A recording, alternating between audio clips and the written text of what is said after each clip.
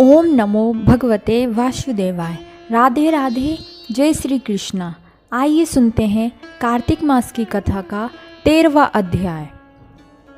नारद जी बोले, जलंधर राहु की इन बातों को सुनकर क्रोधित हो अपने दैत्यों को साथ लेकर जल्दी जल्दी चल दिया। जल्दी के कारण उसका मुकुट पृथ्वी पर गिर गया और आप भी फिसल पड़ा। दैत्यों की सेना के सैकड़ों विमान आकाश में ऐसे छा गए जैसे वर्षा ऋतु में बादल। तब उसको आता हुआ देखकर इंद्रादिक सब देवता छिपकर शिवजी के पास गए। बोले, हे स्वामिन, देवताओं की इस विपत्ति को क्या आप नहीं जानते हो? आप जलंधर का वध करके हमारी रक्षा करो। इस प्रकार देवताओं के वचनों को सुनकर महादेव जी ने हंसकर विष्णु भगवान को बुलाया और कहा कि आपने संग्राम में जलंधर को क्यों नहीं मारा? अपने बैकुंठ को छोड़कर उसके घर क्यों जा बसे हो? विष्णु बोले, आपके अंश से उसका जन्म है और लक्ष्मी का भ्राता है, इसलिए उस दैत्य को नहीं मारा, आप ही मारिए। शिवजी ने कहा, ये बड़ा तेजस्वी है, इन शस्त्रों से मेरे हाथ से नहीं मरेगा। इससे सब देवताओं सहित अपने तेज का अंश मुझे अस्त्र बनाने के लिए दो। नारद जी आगे बोले। तब सबने अपने अपने तेज दिए, वे मिलकर एक हो गए। फिर महादेव जी ने भी अपना तेज छोड़ उस बड़े तेज को एकत्र कर एक भयंकर सुदर्शन चक्र बनाया। बाकी बचे तेज से इंद्र ने भी वज्र बनाया। किंतु जब करोड़ों हाथी रथ और सेना समेत जलंधर कैलाश के पास की भूमि में दिखाई दिया, उसको देख सब देवता जैसे आए वैसे ही छिपकर चले गए।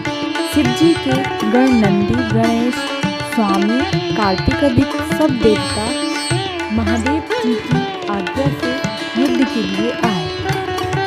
वीरों को प्रसन्न करने वाले भेल, मृदंग और शंख ध्वनियों तथा हाथी घोड़ा रथों के चलने से भूमि कांपने लगी। शक्ति तोमर, बाण, मूसल, फरसा आदि शस्त्रों से आकाश भर गया। युद्ध में मरे हुए दैत्यों को मृत संजीवनी द्वारा शुक्राचार्य बार बार जीवित करने लगे। देवों ने शिवजी के पास जाकर शुक्राचार्य का सब चरित्र कहा। तब महादेव जी के मुख से भयंकर कृत्या राक्षसी पैदा हुई, जिसकी ताड़ वृक्ष के समान जांग और गुफा के समान मुख था। वह उस युद्ध में आकर असुरों का भक्षण करने लगी और शुक्राचार्य को अपनी भग में धर आकाश में अंतर्ध्यान हो गई। अब देवता शुक्र को पकड़ा हुआ देखकर आनंद से दैत्यों को मारने लगे। शिवजी के गणों से भयभीत दैत्यों की सेना ऐसे अलग थलग हो गई जैसे वायु के वेग से चलने से तृण समूह बिखर जाता है।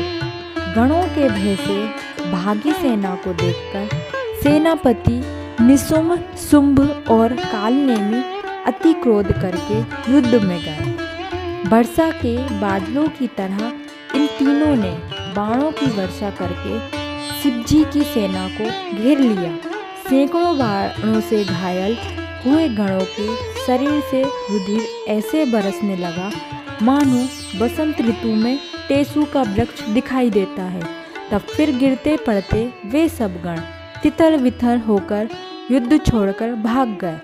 फिर नंदी, गणेश और स्वामी कार्तिक अपनी सेना को भागी हुई देखकर क्रोध करके वेग से बढ़े और दैत्यों को बलपूर्वक रोक दिया।